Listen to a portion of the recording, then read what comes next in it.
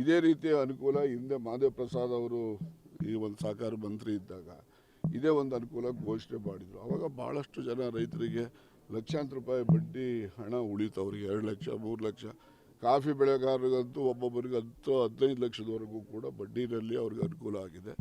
ಅದು ಈ ತತ್ಕ್ಷಣಕ್ಕೆ ಅದು ಒಂದು ಒಳ್ಳೆ ಘೋಷಣೆ ಅಂತೇಳಿ ನಾನು ಸರ್ಕಾರಕ್ಕೆ, ಮುಖ್ಯಮಂತ್ರಿಗಳಿಗೆ ಈಗಾಗಲೇ ಅಭಿನಂದನೆ ಕೂಡ ಸಲ್ಲಿಸಿದ್ದೇನೆ. ಮತ್ತು ಮುಂದಿನ ದಿನಮಾನಗಳಲ್ಲಿ ನಾನು ಹೇಳಿದ ರೀತಿಯಲ್ಲಿ ಎಕರೆವಾರು ಸರ್ಕಾರದಿಂದ ಪರಿಹಾರ ಕೊಡುವಂಥದ್ದಕ್ಕೆ ಒಂದು ಚಿಂತನೆ ನಾವು ಮಾಡ್ತೀವಿ ಹೊರತು ಸಾಲ ಮನ್ನಾ ಯೋಜನೆ ಈ ಸದ್ಯಕ್ಕೆ ನಮ್ಮ ಮುಂದೆ ಇಲ್ಲ.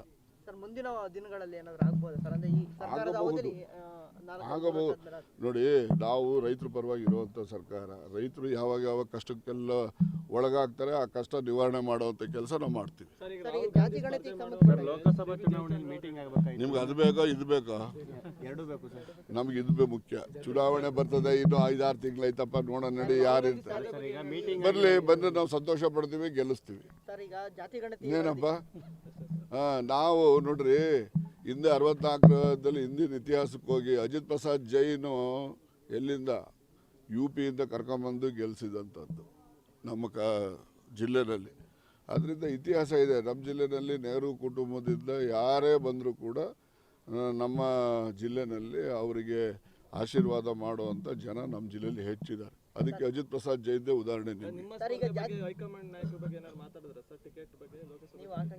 ನಾನು ಆಕಾಂಕ್ಷಿ ಇವತ್ತು ಇದ್ದೀನಿ ಅಂತಾನೆ ಹೇಳೋದು. ಅಂತಿಮ ನಿರ್ಣಯ ಹೈಕಮಾಂಡ್ ಅವ್ರು ತೆಗೆದುಕೊತಾರೆ.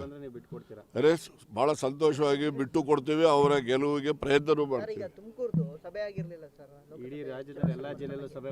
ಇಲ್ಲ ರೀ, ಎಲ್ಲ ಜಿಲ್ಲೆಯಲ್ಲಿ ಆಗಿದೆ ಅಂತ ಹೆಂಗೆ ಹೇಳ್ತೀಯಪ್ಪ? ನಾನು ಶಿವಮೊಗ್ಗ ಇನ್ಚಾರ್ಜ್ ಇದ್ದೀನಿ, ನಾನೇ ಮಾಡಿಲ್ವಲ್ಲ ಅಲ್ಲಿ. ಎಲ್ಲ ಜಿಲ್ಲೆ, ಈ ಜಿಲ್ಲೆಯಲ್ಲಿ ಆಗಿಲ್ಲ ಅಂತ ಹೇಳು, ಎಲ್ಲ ಜಿಲ್ಲೆಯಲ್ಲೂ ಆಗಿಲ್ಲ ಅಂತ ಹೆಂಗೆ ಹೇಳ್ತೀಯ? ಎಲ್ಲ ಜಿಲ್ಲೆನಲ್ಲಿ ನಾನು ಶಿವಮೊಗ್ಗಕ್ಕೆ ನಾನು ಇನ್ಚಾರ್ಜ್ ಇದ್ದೀನಿ, ನಾನು ಅಲ್ಲೂ ಮಾಡಿಲ್ಲ, ಇನ್ನು ಈಗ ಮಾಡಿಸ್ತೀನಿ. ಪ್ರಮುಖ ಕಾರಣ ಎಲ್ಲ ಈಗ ಅಲ್ಲಿ ಅಧಿವೇಶನ ಬರ್ತದೆ, ಅದಕ್ಕಿಂತ ಮುಂಚೆ ಬೇರೆ ಬೇರೆ ಕಾರ್ಯಕ್ರಮಗಳು. ಈಗ ಹೊಸದಾಗಿ ಗೆದ್ದುಬಿಟ್ಟಿರ್ತೀವಲ್ಲಪ್ಪ, ಅಂದರೆ ಹೊಸ ಗೆಲುವು ಅಂತಲ್ಲ, ನಮ್ಗೆ ಹಳೆ ಗೆಲುವೇನೆ.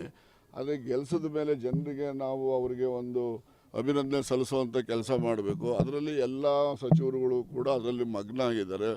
ಈ ಮಧ್ಯೆ ಅಧಿವೇಶನಗಳು ಬರ್ತಾ ಇದ್ದಾವೆ. ಅಧಿವೇಶನಗಳು ಬಂದ ಮೇಲೆ ಬೆಳಗ್ಗೆ ಎದ್ರೆ ಸದಸ್ಯಗಳು ಪ್ರಶ್ನೆಗಳು, ಉತ್ತರಗಳು ಇದನ್ನು ಮಾಡ್ತಕ್ಕಂಥ ಕಡೆ ಹೆಚ್ಚು ಗಮನ ಹರಿಸ್ತೇವೆ. ಈಗ ಅಧಿವೇಶನ ಮುಗಿದಿದೆ, ಈಗ ಇನ್ನು ಮುಂದೆ ಎಲ್ಲ ಚಾಲೂ ಮಾಡ್ತೇವೆ.